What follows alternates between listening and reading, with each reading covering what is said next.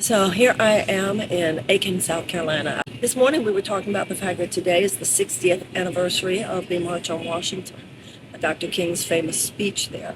But I was talking to people about something that I wrote about today, how extraordinary things were accomplished by Dr. King and that generation of civil rights leaders and participants.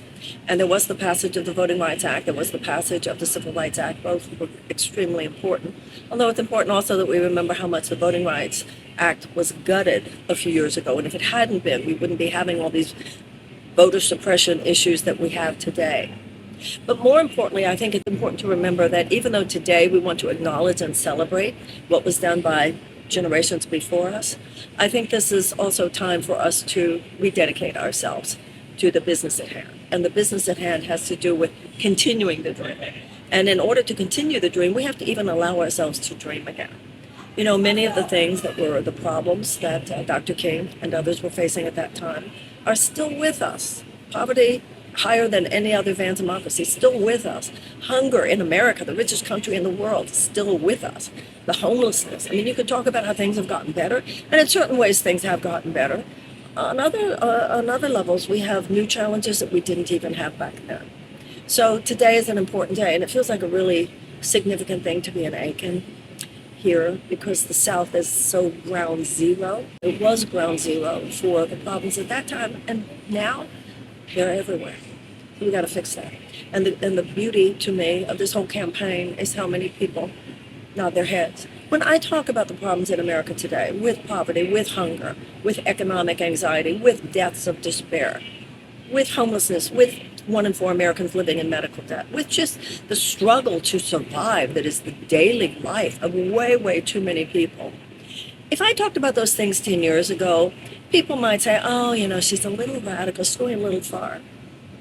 Not anymore. Everybody knows exactly what I'm talking about. Everybody nods their head.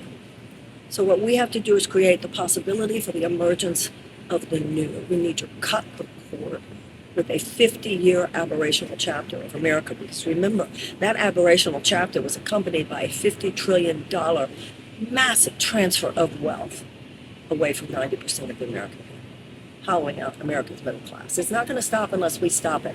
The status quo will not disrupt itself. We, the people, need to enter now. We, the people, need to change, of course. We need this massive course correction. And so today, as we celebrate what happened 60 years ago, let's dedicate ourselves to re-envisioning what can happen over the next 60 years. We've been trained to limit our political imaginations. We've allowed ourselves to become numb. We've allowed ourselves to just sort of spiral down in ways that are unhealthy. And we must commit to rising up now. So we need to have big thoughts, big minds, independent thinking, sober thinking, intelligent thinking. And that needs to be combined with the biggest heart. We need to forgive ourselves, forgive others. Mercy on ourselves, mercy on others.